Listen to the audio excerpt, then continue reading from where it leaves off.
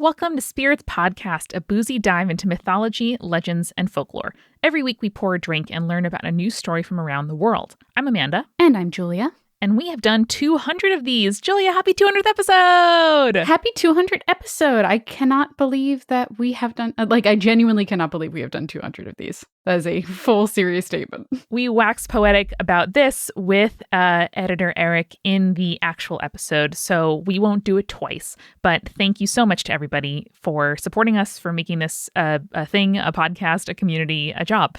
And we're truly just so thankful.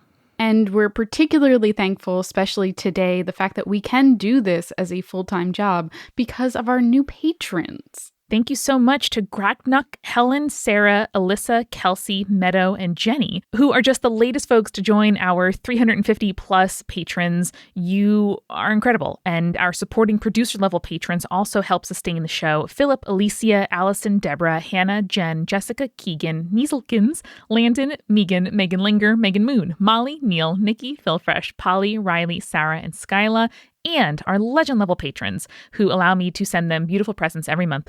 Audra, Chelsea, Clara, Drew, Eden, Francis, Jack Marie, Josie, Lotta, Mark, Morgan, Necrofancy, Sarah, and BMEF Scotty. It's like music to my ears every time I hear you read out those names. It really is. It's like my soul song. I'm just so thankful that we have a wonderful name like BMEF Scotty to end on. It's fantastic. It is the reason why we swapped the supporting producers of the legends in the list.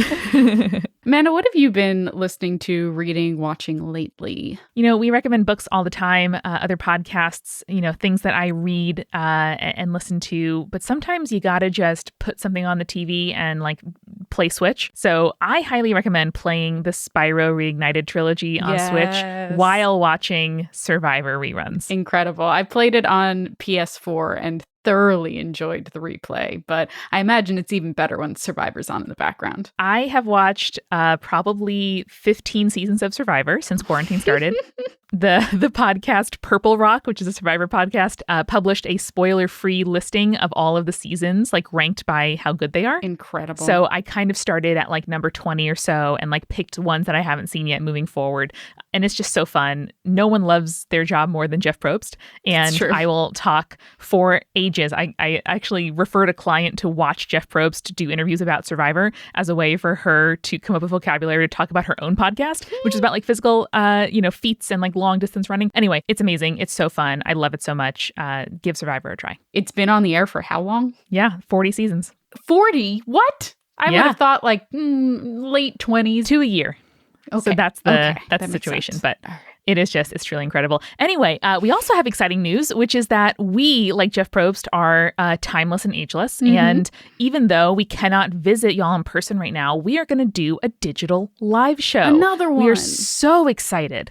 We are so pumped. I have some very fun, spooky things planned. We are going to do it on October 28th at 8 p.m. Eastern. Cannot wait for it. It's going to be at spiritspodcast.com/live. That's where you can buy a ticket. And you can also use that link to buy a replay, which we are doing so that those of you who can't make the show live can still enjoy it. And you can help us by purchasing a ticket, which we really appreciate. It would be really nice. And I think you're going to really enjoy it. It might be the perfect thing to watch, afterwards on Halloween, because you probably won't have that many trick-or-treaters this year. And, it will be spooky scary. It will be spooky. We cannot wait. We're putting all of the things we learned during the Multitude live show to use. And I like digital live shows. I can wear sweatpants and a nice top on top. It's amazing. Yep. And no one will know.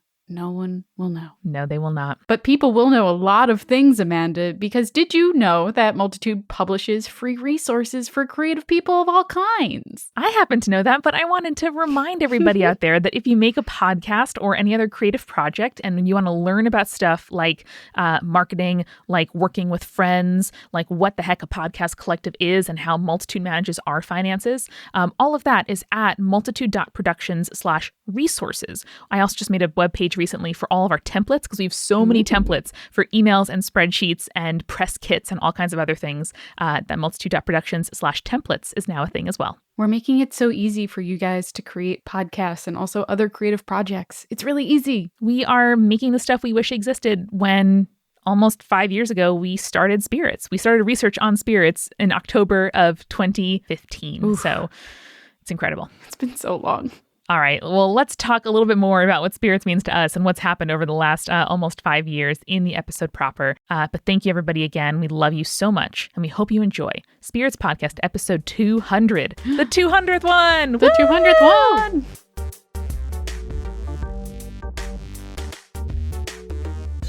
Family, happy episode 200. 200? Are you sure? I am sure. I double-checked it. I added them all up. And that's how many we did. Whoa, that's so many. It's a lot of episodes. I can't believe so many. I can't believe I've been old enough to do 200 of something that isn't like a biological process.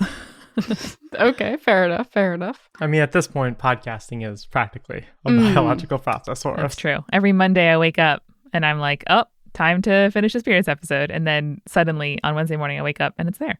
If you cut me, do I not bleed podcast episodes? You do. Your blood does pool in waves. Oh, I like that. That's a type of audio file. Anyway, we have a great episode planned for you guys today. Thank you to everybody who has sent in questions and follow up. We have a true banger of an episode. I cannot wait to get to it. This is the structure. We're going to start with some myth and episode follow-ups.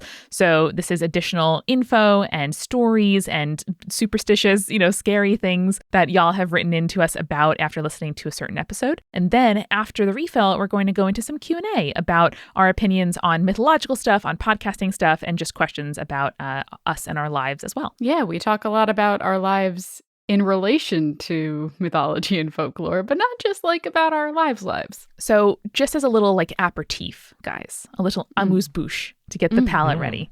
Books with Will on Instagram would like to know, Snog, marry, avoid, Apollo, Thor, Oberon. Okay. Marry Thor, because then he's just out of your life practically. Don't have to worry about him. So he's going to be just having affairs everywhere. So now you're just free to do as you please.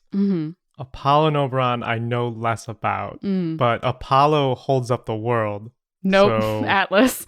Atlas holds up the world. I'll stick with it. Apollo seems great.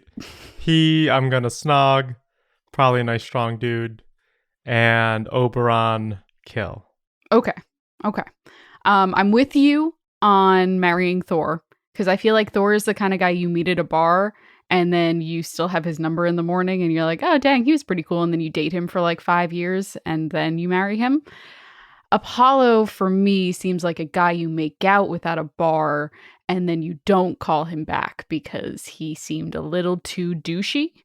And then Oberon, I just don't want to get involved with Oberon because I feel like Titania would just come after me. So I will hard avoid. See, I thought that Oberon fucks. And so I think Oberon would be good to snog. I think Apollo would be good to marry because he's god of all kinds of interesting disciplines. And I think if you have a sort of Victorian style, living parallel lives, different bedrooms, and you come together to entertain, that would be a pretty good combo. And much as I love Thor, I don't want an absent spouse. So I think I'd avoid him and just hear of his exploits. I like that you're like, I'll take this guy because we don't have to be married, but we can host parties together. But I won't take the warrior god. I don't know. If I'm going to marry a god, I feel like the marriage is going to be untraditional no matter what it will be. Okay.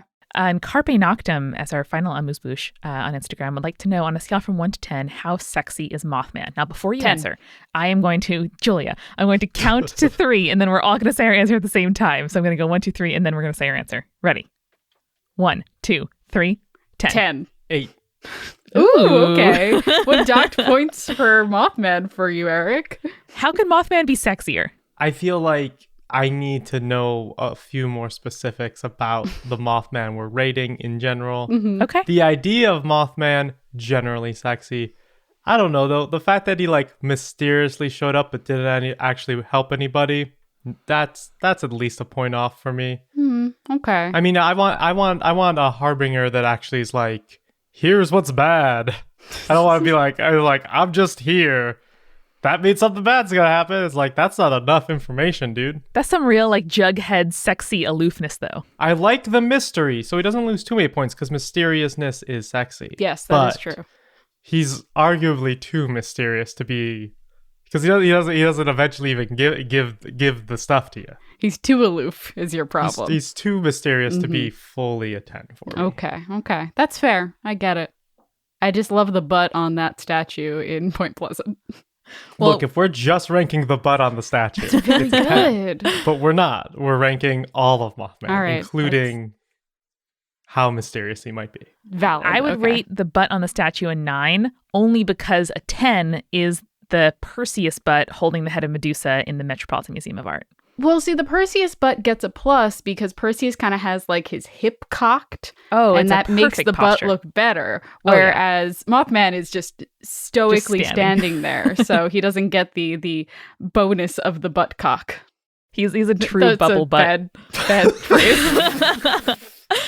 Okay, before we get taken away into our podcast within a podcast butt watch, we are going to get into some episode follow-ups. So this is just a hit list of like interesting stuff people wrote in. I'm going to read them, and then y'all are welcome to react and to extemporaneously do your thing.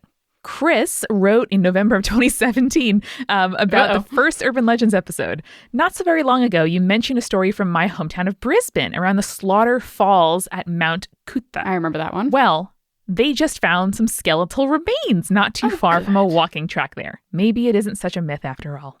Oh, good. Love some skeletal remains found 3 years ago at this point. There is a link to the news story, and it's legit. Okay. Martha wrote in about the Sailor Superstitions episode. I heard you mention the phrase red sky at night, sailor's delight. I'd never heard it that way before. I'm from Devon in the UK, which is a relatively rural county, and here we say shepherd's delight rather than sailors. Also, there's a follow-up, red sky in the morning, shepherd's warning, which I can't remember if you mentioned or not. I just thought it was interesting how the same phrase changed given different cultural contexts. I was going to look and see. I was like, well, Devon's probably landlocked, and that's why you heard shepherds. But nope, surrounded by water. It's just very like hilly and shepherdy.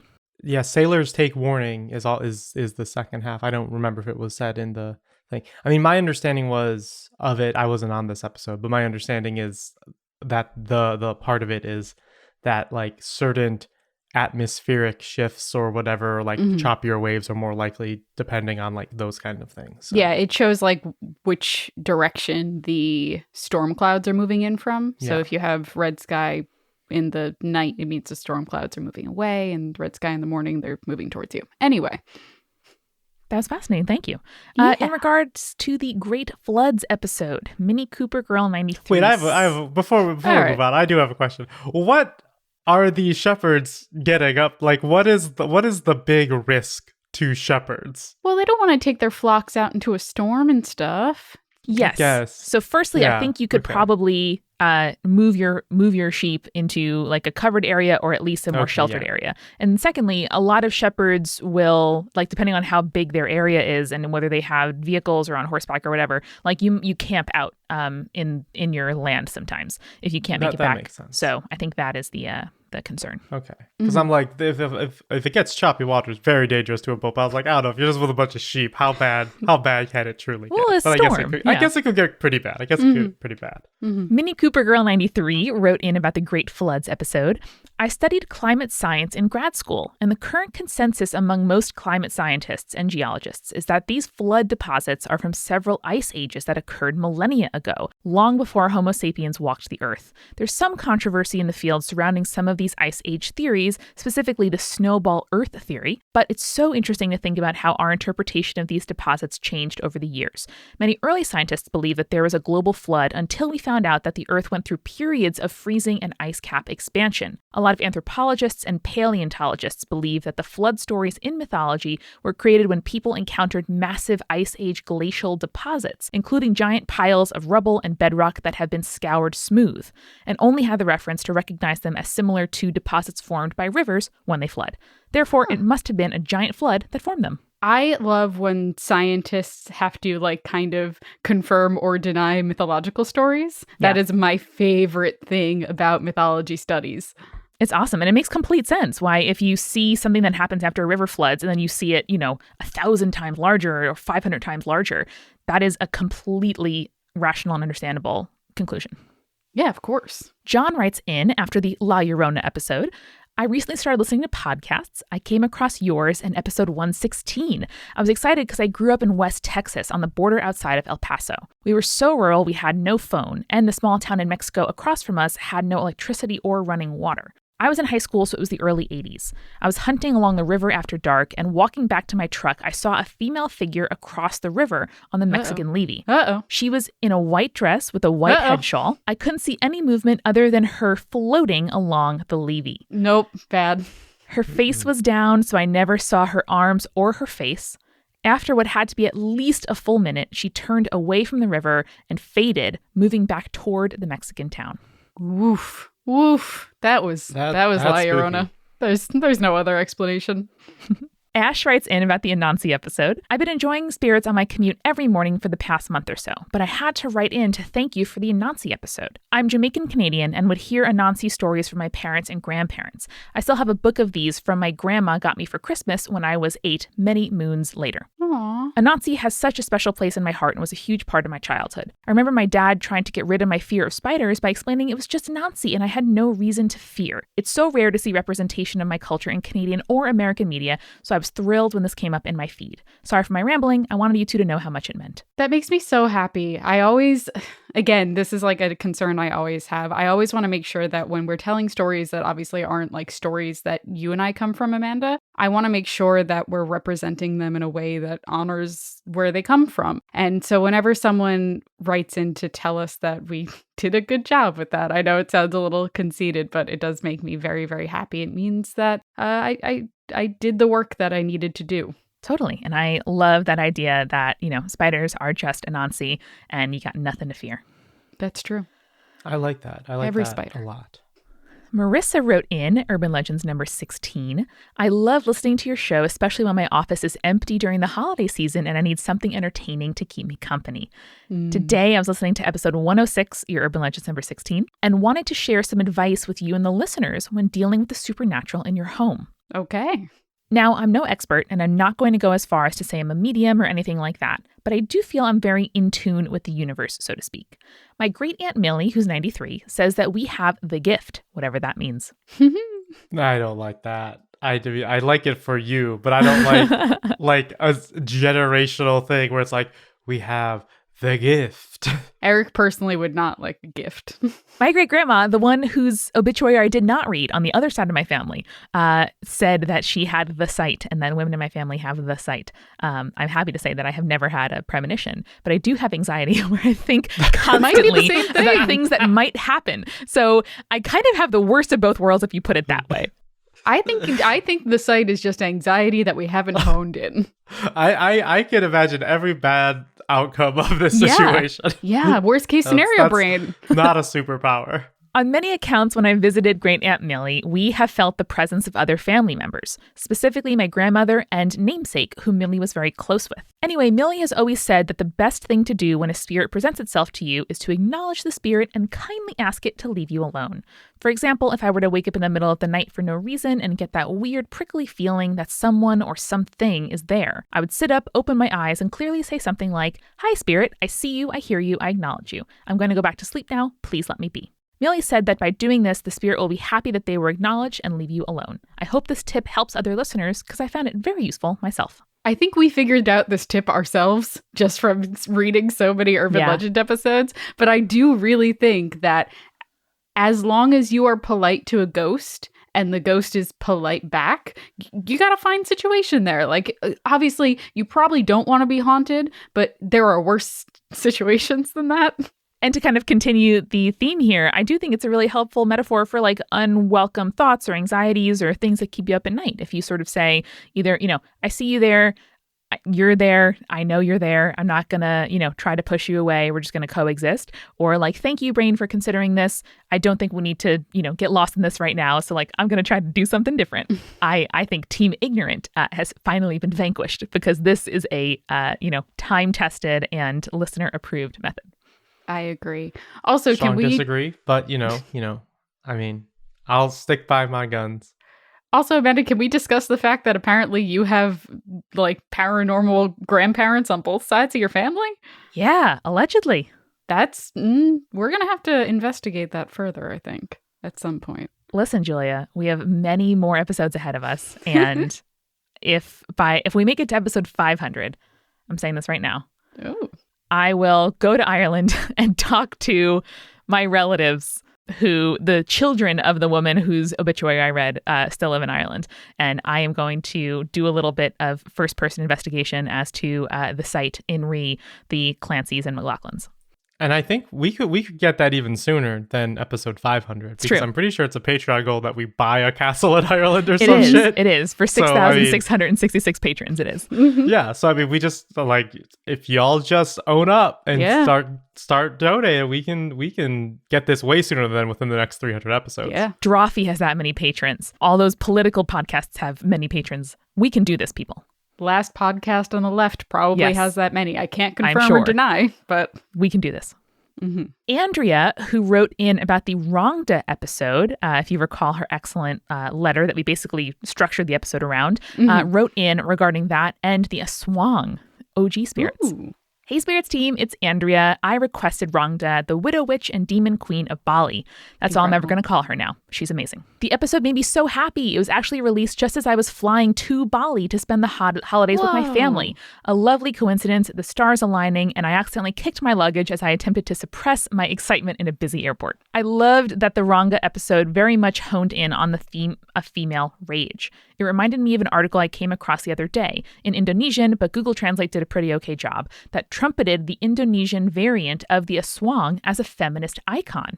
Oh. The horrors of the Aswang and Rongda come from the fact that as mortal women, they were crushed and constrained under patriarchal structures of society.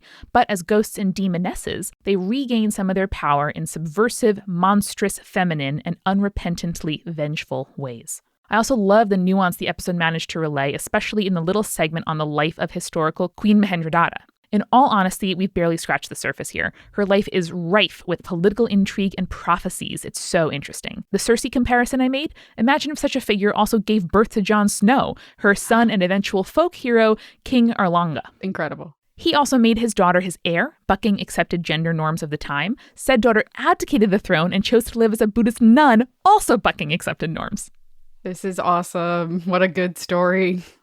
I also wanted to write in with just 2 Indonesian mythological figures that I also find amazing. One is Dewi Sri, a goddess, and for the longest time, the goddess. That's what her name literally translates as, by the way, the goddess of harvest in Java and Bali. There's quite a bit of backstory, but in essence, she was a primordial figure whose body became all sorts of things found on Earth, like the giant Ymir from Norse mythology, but a goddess.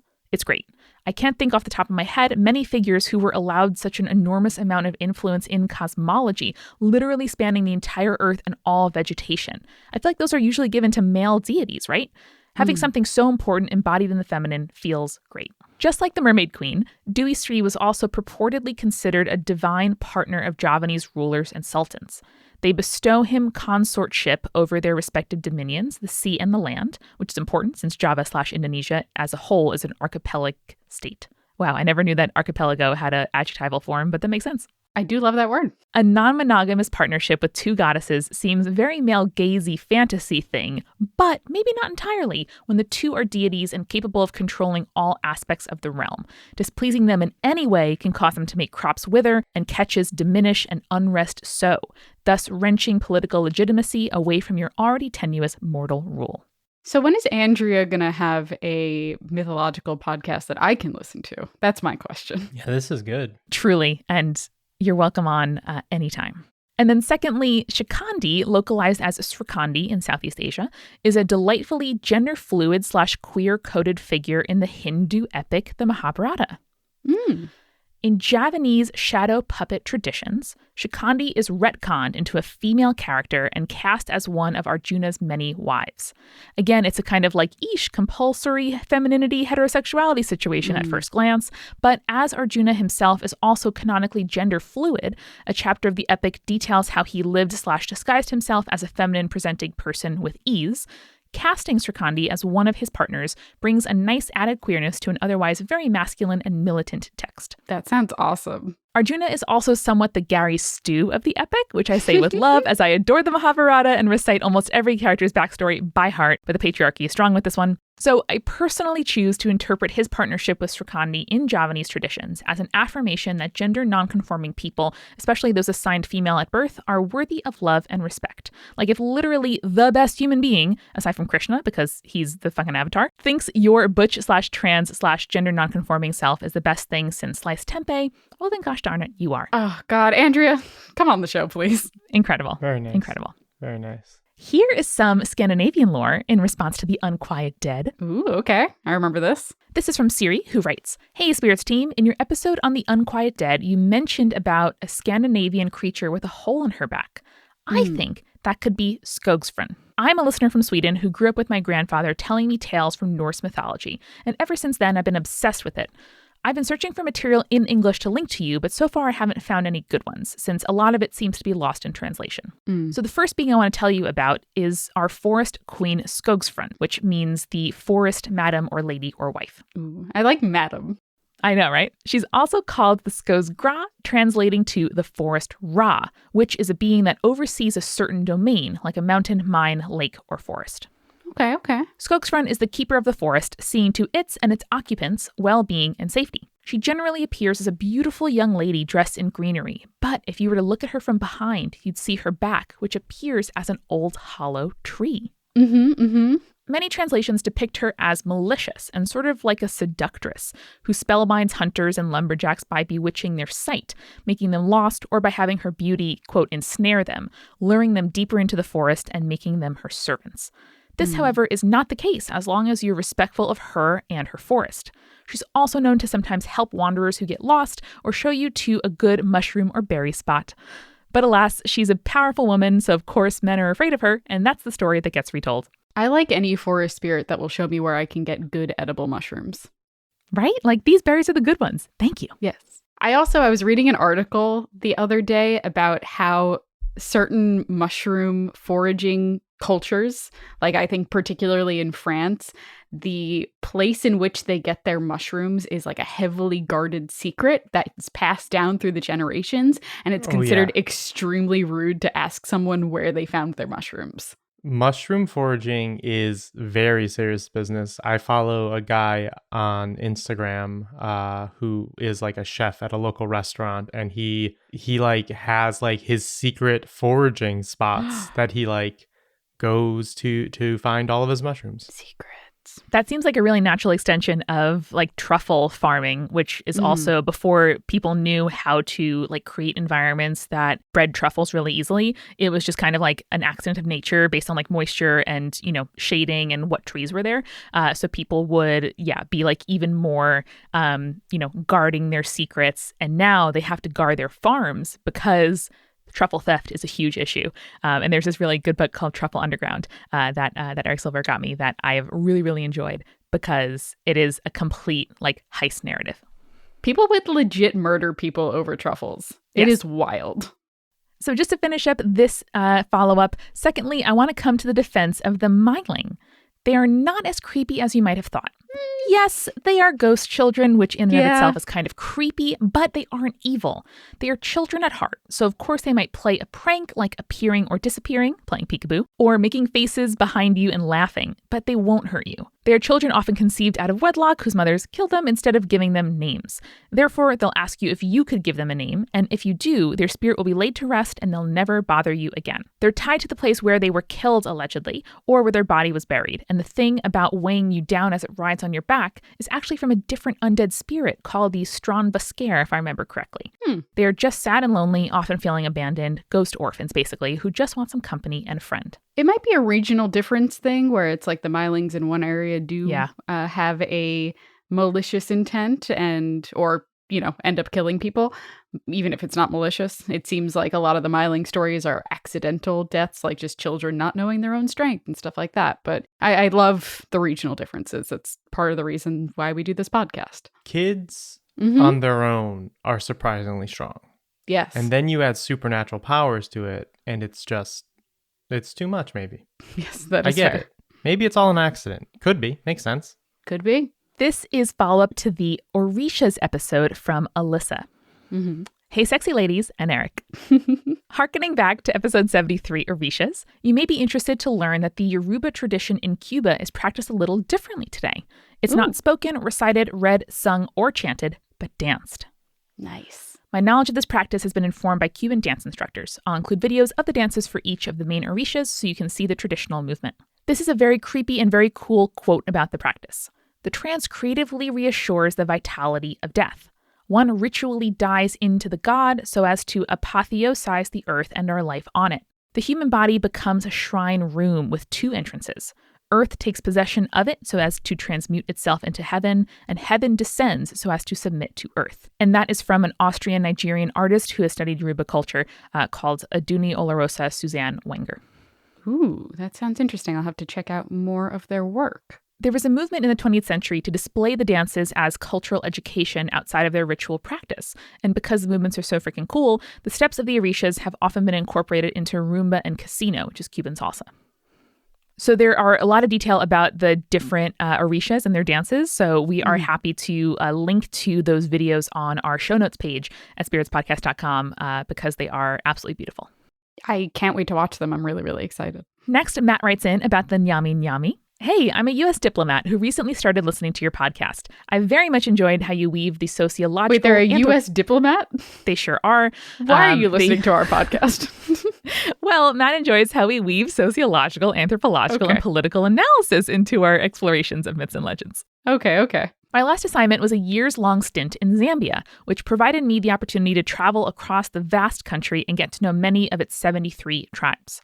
I spent a good deal of time in Tongaland, which is largely coterminous with the country's southern province, and interacted frequently with Tongas. During a 10-hour drive, one man regaled me with stories of witches, magic, and curses from his childhood.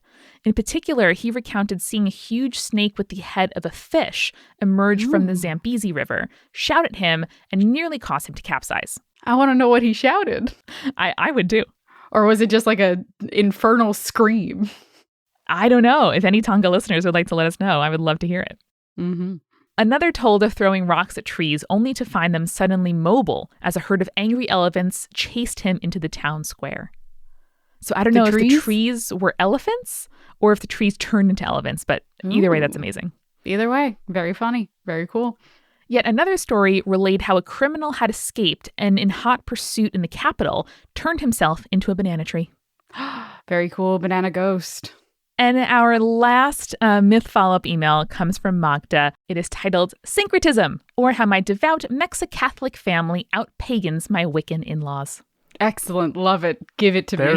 There's an opening right there. I can't think of a better email to end this segment with.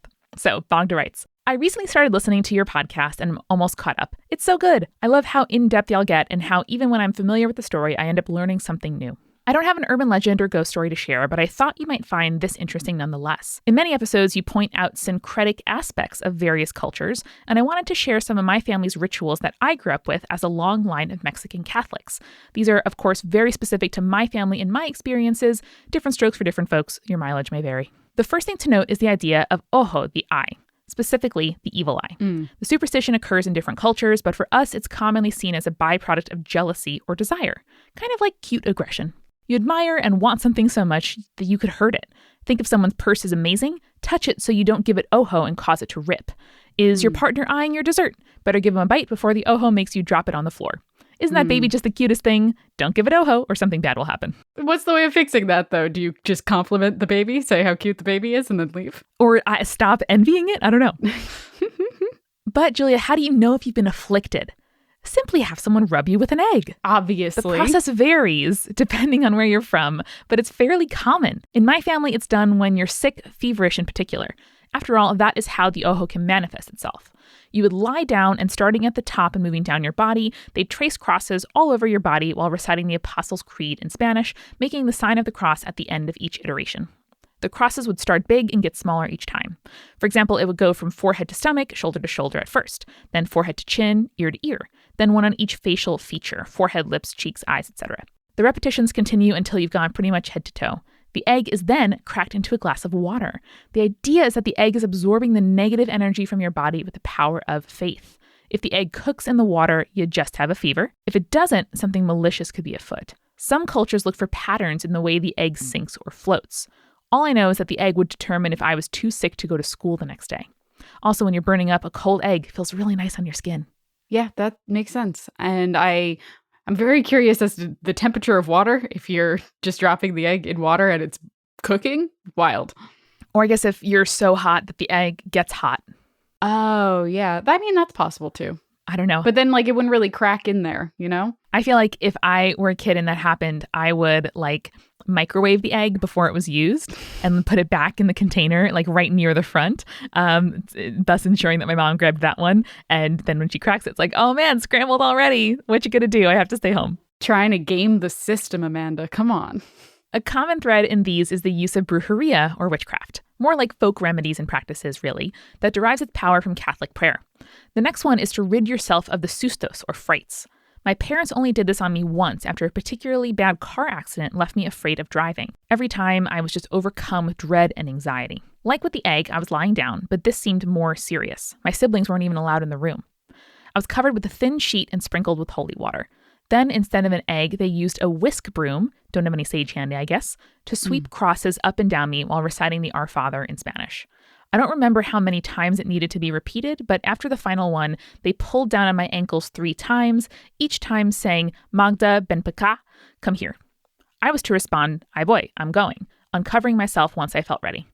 From my understanding, this was to ground me and break the trance, like being shaken awake from a bad dream. I was older and not as Catholic anymore, so I felt a little silly, but I did return to driving shortly after. I want someone to do that to me about everything. Just life. I know, right? The last one is something I've never personally witnessed, but was told about by my dad. Apparently, during bad storms, his father would take a machete, consecrate it with holy water, then go outside and slash across into the sky while saying a prayer. My dad doesn't remember what prayer it was, but he was basically fighting the weather with the power of Christ. I don't know how common this is exactly, but at least one other person has indeed said it's a thing, but they were also fuzzy on the details. Either way, super cool visual. That does sound extremely cool. I like that a lot. I'm going to fight the sky with a machete. In general, this is all fairly par for the course with us, so it's interesting to see others' reactions when they hear about it.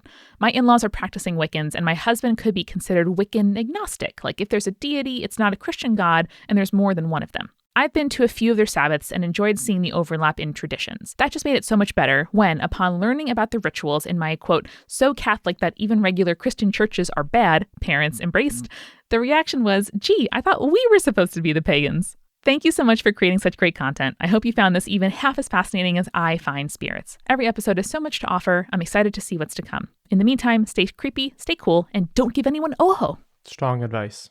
I love that a lot. I know personally, my husband's family is very like, you know, no evil eye kind of stuff. My mother-in-law wears an evil eye anklet to kind of ward off that kind of stuff. And something with the color red. Usually I see them in blue, but hers is red, and red has something to do with, I don't know, bad luck or something like that. So, but it's super interesting that certain things, you know, defy what the religious tradition is in the broader sense and get very much honed to the traditions of the culture that it is in. You know what I mean? Yeah, there's like the Hamsa in Jewish and even some Muslim traditions. So it's just a thing that human beings have thought about for a long time and has real significance to different people in different ways. Yeah, absolutely. So guys, after all that reading, I think I need to soothe my parched throat. Will you join me in the kitchen for a refill? Of course. Yeah. Amanda, it's been weird because I've been trying to get into different routines as projects start, as projects end, as I keep having to do more and more work and stuff like that. And when our routines change, it's super easy to kind of forget to check in with yourself and like see how you're doing and how you're feeling. Do you need a break? Do you need to go get a glass of water or just like take a better nap? And if you need to hit pause and take a moment for yourself, Dipsy can help you. Absolutely. If you have a lot on your mind, if you have, times during the day that you used to take a walk, take a break, use your commute to kind of zone out or think about a creative project, it's important to build that time back into whatever your new routine looks like. And it helps you to show up for your community, to show up for people in need, to show up for activism, because you can't do that if you are running on fumes. And we are really happy that Dipsy is giving a chance to talk about this because they are an audio app full of short, sexy stories and also wellness sessions that are designed to turn you on and help you get in touch with yourself. These stories are really relatable and immersive. You kind of like feel like you're there, which is what I want when I'm listening to something, sexy to get me in the mood. And there's something for everyone, whoever or whatever you're into. They add new content every week, so there's always something new to explore. And the wellness sessions, like Amanda mentioned, can help you unlock new confidence and heightened intimacy with your partner. Dipsy's also really great to work with. They have rented our studio before. We know folks who have written for them, and it's really great to be able to support a company and get supported by a company that is doing things right and that you believe in. So for listeners of Spirits, Dipsy is offering a 30-day free trial when you go to dipsystories.com/spirits. That's a 30-day free trial when you go to DIPSEA stories.com/spirits. dipsystories.com/spirits. Amanda, I've been going on a lot more hikes lately, and I found that the current bras that I have just aren't really up to hiking snuff. They get like too tight in certain areas, or the straps keep falling down. And it's really, really helpful that I recently invested in a new Third Love bra. It's super comfortable. I don't feel like my boobs are going all over the place, and I haven't had a single strap slip yet. And it's because Third Love bras are designed for your perfect comfort. They use the measurements of millions of people to design bras with all-day comfort and support. And they stand behind their products. If you don't love it, exchanges and returns are free for 60 days. And the bras come in over 80 different sizes. They're all made with this signature memory foam cups, the no-slip straps, like I said, and So a good. scratch-free band. Again, another annoying thing when you're hiking. Who wants tags where your clasps are? No Who one. designed this stuff? Not women, and that's the problem. I also love that they donate all of their returned bras to people in need in the San Francisco Bay Area and across the U.S. So when you do that return, it is not a wasteful thing because it ultimately supports, a little pun intended there, people in need. And they've donated over $20 million in bras, which is really like putting your money where your mouth is, and I appreciate that. And Third Love knows that there's the perfect bra for everyone. So right now they're offering our listeners 10% off your first order. Go to thirdlove.com/spirits right now to find your perfect fitting bra and get 10% off your first purchase. thirdlove.com/spirits for 10% off today. Julia, another part of just building a new routine is making sure that I have time to talk about myself, my goals, things that I am struggling with, and just being able to vent to somebody who's kind of outside of my daily life and doesn't have a, interest in the things that I'm feeling or struggling with. And I'm really grateful that I'm able to use BetterHelp for that idea. BetterHelp assesses your needs and matches you with your own licensed professional therapist. You can start communicating in under 48 hours, and there's also a broad range of expertise available, which might not be locally available in your area. It's also more affordable than traditional offline counseling, which is incredible and available worldwide. You can log into your account anytime to send a message to your counselor and also schedule weekly or bi-weekly video or phone sessions. So you don't have to sit in a weird waiting room, don't have to do therapy while masked, which would be hard if you can't read each other's faces. And just in general, you can do it at a time that works for you. I do mine on the evenings on weekends, which is great because I'm not like exhausted from a work day when I then come home and decide to do therapy. So if you want to try it out, BetterHelp wants to help you. They want to help you start living a happier life. And there are tons of testimonials on their website, betterhelp.com, if you would like to check out what other people have to say about it. But you can go to betterhelp.com/spirits. That's better HELP, and join the over 1 million people who have taken charge of their mental health with the help of an experienced professional. Yeah, and Spirits listeners can get 10% off their first month by going to BetterHelp, betterhelp.com/spirits. And now let's get back to episode 200. Whoa. So in our first episode, I believe Persephone and Hades, we had a pomegranate martini. And much like Persephone, we are making a cyclical return with the pomegranate martini. It's delicious, man. Very good. It's very good. Just love a little like tart and alcoholic beverage. It's like a Cosmo, but with more depth. Beautiful. So in the Q&A section of episode 200, we have mythology questions, we have podcasting questions, and we have just like life questions. So do you guys want to theme it, or do you want me to kind of like cycle through? Just throw at us whatever tickles your fancy, Amanda. Bonehat asks, what is your favorite cryptid? And if you had to change into a cryptid yourself at night, which one would it be? I am going to go with the cat that I think is in the most recent Urban Legends episode. Mm-hmm. The one, I can't remember its name now, but it's the one that like The Yule Cat? No. It's the one that like was looking for a raccoon and then headbutts a tree and the tree turns gray. I can't remember the name of the cat. It was in the last episode and I was editing it just a few days ago. It was the Splinter Cat. Splinter Cat. The Splinter Cat, very cool. I like they're very unique, not a well-known one. And but what would I be if I was gonna change? I don't know. Julia and Amanda, you can answer the first question while I think about this. I think I would be the like churchyard grim black dog situation. Okay. I think it'd be fun to be a dog. It'd be fun to like haunt a nice, beautiful, spooky church. And I just want to be a little doggo at night. I'd be the Squonk, which is the creature that just dissolves into tears because it's always upset. I don't know. Turning into Bigfoot would be fun. True. It would be. Just having a nice, like Bigfoot probably gets to take really cool strolls through the woods that like a human shouldn't and can't due to the dangers of the woods at night. So I bet Bigfoot has a pretty chill life. Think how grippy your feet would be. Yeah, exactly.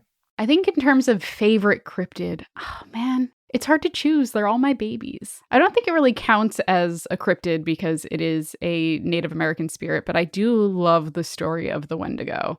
And I think that is one that always sticks with me. And again, I really do want to do it on the show at some point when we can get someone from that tradition to be a guest.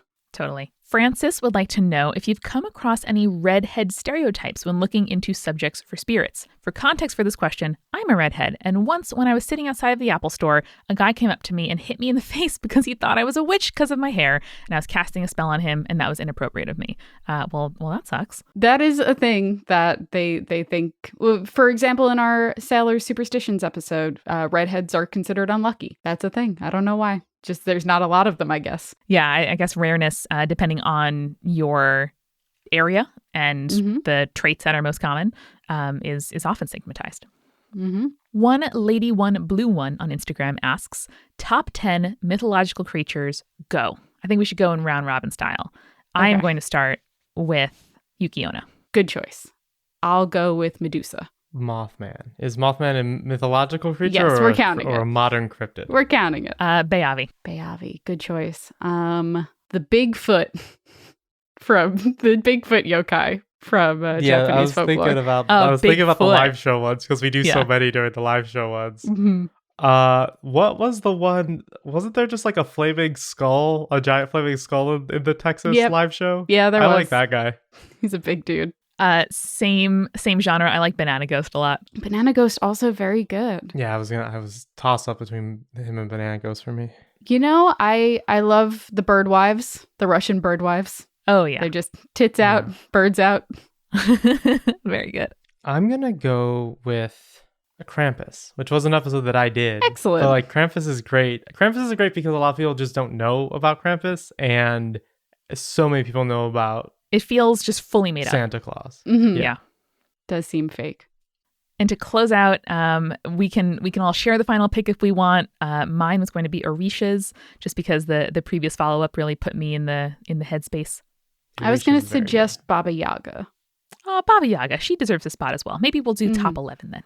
Okay, that's fair. I was also thinking about the Yule Lads. Oh, Yule Lads. Talk about the Yule Cat. The Yule Lads can take up the whole list. So I mean, like, I shout honorable mention to the Yule Lads.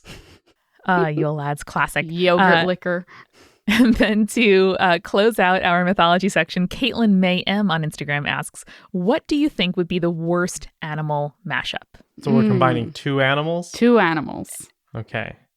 Can human be one of the animals? Yes, human can be one of them. Okay. I think spider torso, human bottom would be pretty bad.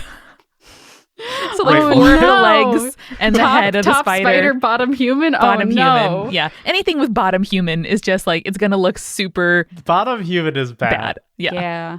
That's for sure. Because it's just like just like a pair of legs just running.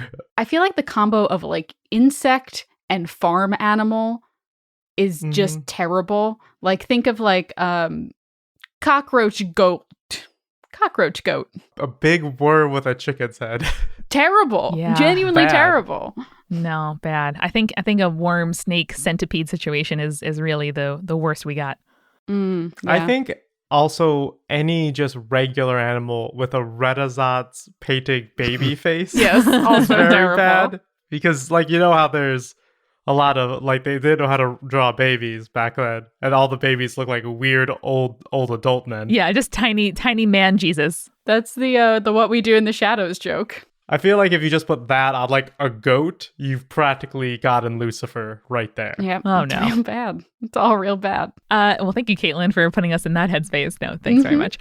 This is a kind of transition question from Necropantsed on Instagram. If you could interview a mythological figure on the show, who would it be? For me, definitely Baba Yaga. I think she would have the best stories and also would just be unrepentant and would be like, yeah, fuck your husband. And I'll be like, whoa, okay. I feel like I would want like a killer interview with Medusa, but at the same time also like a very like almost like startup CEO interview with Biavi.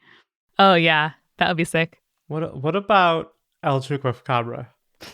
Like, well, okay, what would they have to say? I don't know what questions I would ask. I'm just thinking like more outside of the box answers, because your guys very good answers. They got some stories to tell. They've got some opinions. But like, I don't know, what do we want? What's really behind El Chupacabra? A desire to eat goats. Like, what's that guy up to other than just the goat eating? Let me put this to you: panel interview with the Yule Lads. I didn't want to just keep repeating the Yule Lads, because most of my answers would just be Yule Lads or Mothman. It's fair. But I wanted to think outside the box of that. But I mean, I would definitely want to ask. Maybe it's just a nice panel of, you know, Bigfoot moderating, Yule Lads, Mothman, El Chupacabra. Just get the kind of whole swath of everybody there. Okay. Incredible. I'd ask El Chupacabra if he was just an alien, or vice versa. Maybe aliens are just Chupacabra. Bonehat asks how we choose submissions for the Urban Legends episode. Is there anything beyond, yo, this is sick? Not for me. It's mostly, yo, this is sick. If you have a very killer email subject line, it is way easier to pick yours, because it's like, oh, you've drawn me in and I haven't even read the email yet. So very good email subject lines are the biggest thing for me. Yeah, and it's also, you know, we want to kind of go for a certain length. So we'll either choose, you know, 3 shorter ones each or 2 longer ones. We have like a label system in the inbox, so we don't double choose, though sometimes that is not perfect. And for me too, if I choose one, I just like read through a lot of them. And if I see one that I definitely want to do, I might search for a keyword. Because at this point we have like hundreds and hundreds of emails that we can search through. And if I do like a little themed, you know, situation on like theater ghosts or food ghosts, I like to do that as well. That's way more organized than my choices, which is like, that has a cool headline. I do occasionally try to find more recently stories that might be on the shorter side, but I think will lead to a good discussion. Mm-hmm. Yeah. So I think, so like, I might not have like 4 paragraphs of content, but it'll end with I think this is how we got onto the what the worst sense Yes. would be to experience a ghost. I think it was a very short story, but I think it led into like, I was like, this will be something that every one of us will have opinions about to talk about afterwards. Mm-hmm. So I think if you can also kind of give us some prompt with your story, that also helps. Mm-hmm. Those are always really good. Yeah. And you also just don't want to choose ones that are just sad, you know? That's like a kid got murdered in my house, or, you know, I dissociated and it was scary. And like those are obviously big parts of urban legends, and we read stories along those lines sometimes. But, you know, we also don't want the episode to be like a bummer from end to end. Yeah, I always like the personal ones a bit more too. Like I do like the idea of my hometown urban legend, but at the same time, I like the part where it's like, I messed personally with a Ouija board and here's weird stuff that happened to me. Speaking of urban legends, me and Kelsey last night were watching Pen 15, the amazing Hulu show about the 90s, where all of the characters are children for the most part, except for the 2 cast members who are adults dressed up as 50-year-olds, which is a phenomenal conceit. But there was an episode about a sleepover, which got me thinking about the sleepovers that we were discussing in the last episode. And Kelsey was like, I definitely slept over at some of my friends' house 100 times. And I was like, what?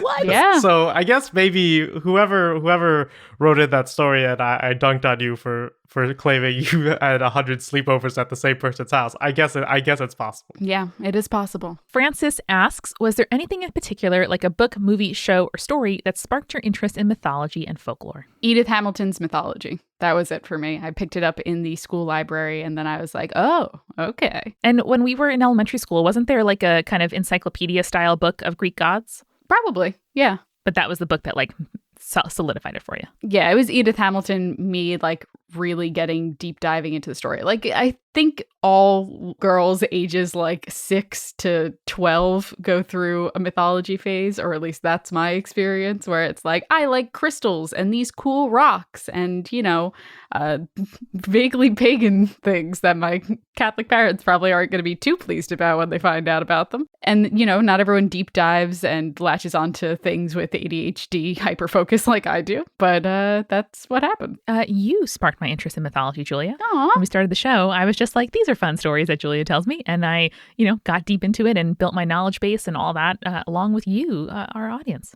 Yeah, I would ditto Amanda's claim. I was not like a big mythology person before spirits. Well, what do you guys think of like ghost stories and stuff like that before I mean, the I show? like ghost stories. I like ghost stories. I like all of those things, but I liked it on a very like pop culture level compared to what we do here. Right. Yeah. Okay.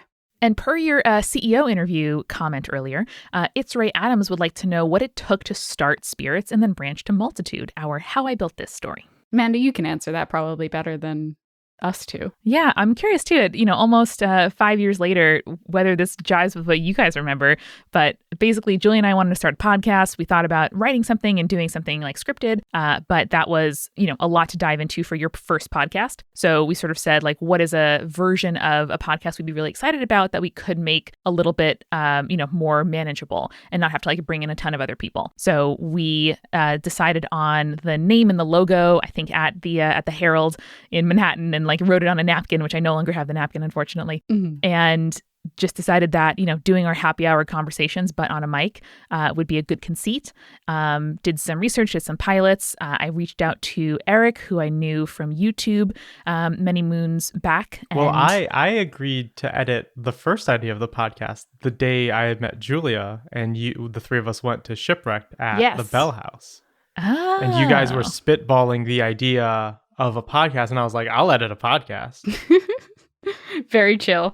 I do remember being very specifically like, Eric, now you said it, but did you mean it? Because we can't make a podcast if I have to edit it because I don't have time. And so, yeah, we just started it, and we put some thought into it, you know, and wanted it to do well and reach its listeners and stuff like that. But it definitely, you know, grew, and we did, you know, collabs on other people's podcasts and got to know people on Twitter and went to meetups and, you know, got included on some lists and stuff like that. And the show, you know, just kind of started to grow on its own. And then a couple years into Spirits, I started Join the Party with Eric and Brandon. And then Mike as well wanted to start a podcast later in the year that we started Spirits. So I gave him a little bit of advice as he started up. And so then we had kind of like a collection of, you know, 6 people who I all knew from various aspects of my life who had podcasts, and started, you know, making sense to make some kind of umbrella, because we were going to conferences and, you know, cross-promoting each other on each other's shows. And it didn't make sense to say 3 different podcast names. We were already we had some stinkers of names, though. We sure did. Stinkers of some names. Did. Do you want to share some of those? Oh, let's see if I can think. I think Audionauts. Audiomancers. Audiomancers, both of those were on there. Audionauts, both of those were there. Siren Signals. Siren Signals. That was the other one. I liked 1 If by Land, 2 If by Sea. I think 2 If by Sea was the part, which is catchy, but you cannot spell. Both the word to and sea have many spellings. Yep. Also by has a few different spellings as well. Yeah, that's true. And I think I probably went through 200 names, including like name generators and like synonym things, just like free association, before Multitude really stuck. And then, you know, started it, made a website, made an LLC a few months later. People wanted to you know, hire us to do consulting. So I was able to quit my job about 9 or 10 months after setting up the Multitude website, because we had, not just a little bit of income from spirits on the Patreon with ads that I was starting to sell for the podcast and the other shows. But then people were like, oh, you know how to do podcasting things, like help me, make or grow my show. And that was kind of the thing that was like, okay, I have a contract for 6 months, with a radio station helping them market their podcasts. I know that a little bit of income is going to be coming in that way, at least for 6 months. And then I can figure out, the next 6 months over that time. And then the office came about 6 or 7 months after that. So that is what we did. Here we are. There we are. That's the history of our show. And now we're up to present. We also linked to some interviews that I have done along with Julia and a couple other Multitude people on our website, the Multitude site, if you go to either the About or the Team page. So if you're interested in more in-depth interviews, go to multitude.productions. We also bought an ad on the Adventure Zone. Oh, yeah, that did bring us a lot of attention. That also was, the lists undeniably were very helpful. But I think for a long time, our single day biggest growth was the day that episode came out, which was worth its weight in gold. And it was worth $200 in gold. Mm-hmm. Yeah. I think that's the only ad we've ever taken out for the show. Yeah. And it was definitely in our listener survey every year. People say that they found us through that. So it was very exciting. Treeman75 asks on Instagram, what superstitions or rituals do you hold to in your everyday life? Never trust a man with 2 first names. Okay, bold choice. Interesting. True. And always touch the outside of a plane while boarding. I do that. My mom makes me do that, yeah. I don't do those things. I'm not a particularly superstitious person, I don't think. I'm trying to think of anything that I do that is particularly superstitious. I don't really think there is anything. I am firmly team investigate noises in the night, but that is, I think, more of a personal preference and less of a superstition. That is the reason that we have a bat next to our bed, but other than that, Well, yeah, I mean, I obsessively make sure the oven is off. Yeah. That's mostly because I'm worried I left the oven on, not because I'm worried about a ghost. Mm-hmm. Definitely. Shay Saris asks for our favorite colors. Mine is the Multitude colors, either teal or purple. I go green or gray. Mine is yellow. Schneider, always with the dark horse pick with yellow. Tyler is online, asks for our favorite places in Scotland. I moved there last week for my master's program. Congrats. And I think I'm the only person among us who's been to Scotland. Yep. I really love the, I think it's the Royal Museum of Sciences in Edinburgh. It's beautiful. And Glasgow is also lovely. I spent a lot of time down at the town square and staying with my friend Paul and just enjoying local life in Glasgow. And it was absolutely beautiful. And then if I ever go back to Scotland, I'm definitely going to look at those Kelpie heads there. Absolutely. That was the only thing I was going to recommend because I know very little about Scotland, but I know those Kelpie heads are gorgeous and you should go see them. Yeah. I want to go to the Highlands. I want to go to the Isle of Skye, and I want to go to the Kelpies. Abigail asks a me-specific question about what's my process of finding out what restaurants are safe to eat at, because they too cannot eat garlic. And I just accepted that if I eat out, my stomach's going to get upset. Look at the menu in advance. And if I'm getting takeout or want to go somewhere, I'll sometimes call and ask hey, I'm allergic to alliums. Yes, I'm sorry. It's annoying. It is a real thing. Do you have any options? And sometimes they don't, and everything has garlic powder in it or onion powder in some way. You kind of learn over time what is safer to eat. Italian food's really hard, but Thai food is really easy. Japanese food is really easy. Korean is a little bit harder, but Chinese food is often easy. Indian generally does not have onion or garlic in it unless it specifically says. And most nutritional labels as well, when you're shopping, if they say spices, they generally don't mean onion and garlic. They'll usually list those things separately.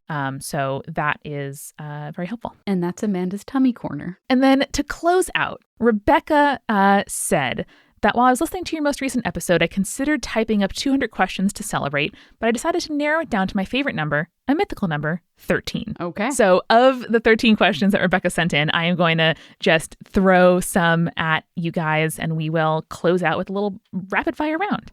Great, let's do it. Favorite ever recorded episode? That's such a hard question. That's so difficult. I think while recording Beavi and disabilities and folklore, were both oh shit, this is a home run for me. And interviews in general are always so much fun. Obviously, talking to Garth Nix was incredible. Julia Turshen's interview, I just felt like I was being told a beautiful story, while under a blanket. It was so lovely. So those for me. I think mine's going to be a bit of a left field one, but I loved terrorizing you in the Japanese urban legends episode. That's one of my favorites. Just your full reactions to the horrifying legends. It was a lot of fun. Yeah, I'd say a lot of our recent interview episodes have been really enjoyable. It's because Amanda's crushing it with getting interview guests. Oh, thanks. Turns out if people have a book coming out, they're really easy to book. So that's what I've been doing. Favorite place to visit for a live show? For me, a real tie between Portland and Austin. But since I hadn't been to Austin and we, were just there pretty much to do the live show and like chill and eat tacos, that was super, super fun. Yeah, I really liked the venue that we did our Portland show in. It was like an underground bar, which was great. Yeah. And I also had a lot of fun doing the Multitude live show in Seattle. Yeah, that was sick. I mean, I'm going to say, it wasn't a full, it was a Multitude live show, but the Bell House is a classic. Yeah. I mean, that's not maybe a place to visit. I've been to the Bell House multiple times before, but like that was... let's say the green room of the Bell House was my favorite place. That's fair. Because it was great to be like, I'm here. I'm in the green room of the Bell House. Mm-hmm. In their back of house Wi-Fi. Yeah. Chocolate or vanilla? Vanilla. Yeah, vanilla. Ice cream, vanilla, chocolate, other things. Yeah, I like chocolate in several different applications, but I always like a vanilla thing. Any pets? Nope. I mean, I've got Henry and Herbie.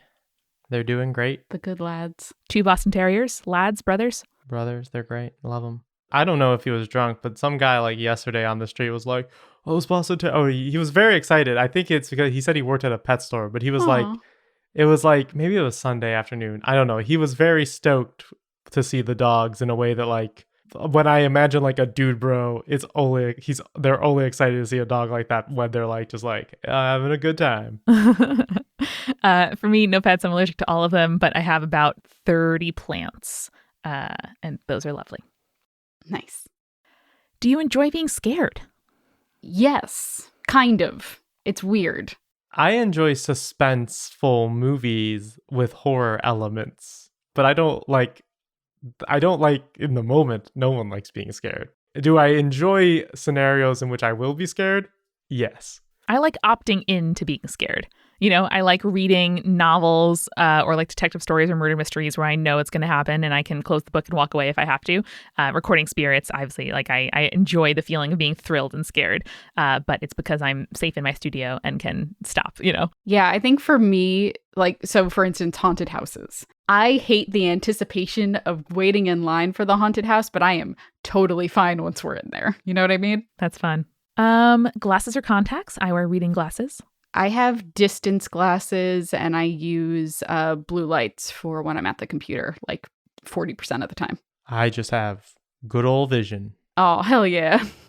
Drive or public transit? For me, living in the middle of New York City, I have public transit all the way. I'm buying a bike soon. I'm very excited about that. And on the rare occasion that we do rent a car, it is such a delightful revelation to have a car. I'm just like, oh my God, I could buy heavy liquids and not have to carry them home. It's amazing.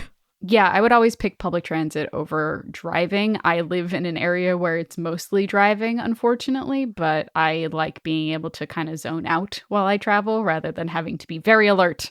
I am fully on board with public transportation. Driving's terrible, and better urban development is key. Hell yeah. Do we craft anything? I have crafted a lot because I used to work for a subsidiaries of Michael's and made video content for them, but I don't craft much these days. I used to embroider. I don't anymore. I'm thinking about getting back into it, but we'll see. I do very elementary kind of knitting, crocheting, embroidery. My grandma is a fabric artist and taught me to sew as a kid, but I don't have a machine right now. So that is something I want to get back into, is quilting. And currently I'm really into mending. Of the visible mending community is a beautiful thing about, you don't have to disguise your mends. They can be beautiful and add art to your clothes or pillowcases or whatever. So that has been my main outlet recently. Very cool. And cooking feels like crafting. It's creative. Yes. It's baking. I really like baking. And finally, lucky number 13, guys. Do we have an interesting question for our listeners? I'll say that when we do this Multitude survey every year, and it's not too late to take it, by the way, if you want to, multitude.productions/survey, I'm always so curious to hear where people found out about the show, because it is fascinating. And like hearing people say like, oh, I saw someone's t-shirt in the mall and I asked them what it was about and they told me it's about spirits. Like that to us, we don't get to see our audience ever. Like we don't get to see the size of you. We don't get to talk to all of you. We don't get to like see your, comments on our podcast as if it's a YouTube video. So knowing these like real life moments where you encounter somebody out in the world, or the few times that like I've seen people out in the world who don't expect to see me and it's not at a podcast thing and they recognize me, that is the like thing that makes my career tangible to me. So that is always my favorite thing to hear. Yeah, I think mine would just be, the question that we ask all the time is, what is your experience with the supernatural and stuff like that? Because I think that it is fascinating that so many of our listeners and so many people across the world have had experiences like that, or have had, paranormal investigatory experiences. I think that's always something I want to hear more about. Yeah, I mean, I would pretty much just echo both of those. I mean, I think knowing why people are listening and how they're finding it, I think that's the most interesting stuff that we can get. Yeah. Amazing. Well, guys, any parting words to close out our 200th episode? I'm so glad that I get to do this with you both. I'm amazed that fun project we did, because we hated our jobs, turned into jobs, and I'm really grateful for that. I'm so grateful that we've gotten to do 200 of these, and I hope we get to do another 200. And then some. Me too. I can do this forever. Too many stories. We'll never run out of content. Well, conspirators, we love you. We thank you. Obviously there would be no podcast and no any of this without you. So we hope that you enjoyed this bonanza. We hope you enjoy the many, many episodes to come. And we hope that you remember. Stay creepy. Stay cool. Thanks again to our sponsors. At dipsystories.com/spirits, you can get a free 30-day trial. At thirdlove.com/spirits, you can get 10% off your first purchase. And at betterhelp.com/spirits, you can get 10% off your first month of counseling. Spirits was created by Amanda McLaughlin, Julia Shafini, and Eric Schneider, with music by Kevin MacLeod and visual design by Allison Wakeman. Keep up with all things creepy and cool by following us at Spirits Podcast on Twitter, Instagram, Facebook, and Tumblr. We also have all of our episode transcripts, guest appearances, and merch on our website, as well as a form to send us your urban legends at spiritspodcast.com. Join our member community on Patreon, patreon.com/spiritspodcast, for all kinds of behind-the-scenes stuff. Just $1 gets you access to audio extras, with so much more available too. Recipe cards, director's commentaries, exclusive merch, and real physical gifts. We are a founding member of Multitude, a collective of independent audio professionals. If you like spirits, you will love the other shows that live on our website at multitude.productions. And above all else, if you liked what you heard today, please share us with your friends. That is the very best way to help us keep on growing. Thank you so much for listening. Till next time.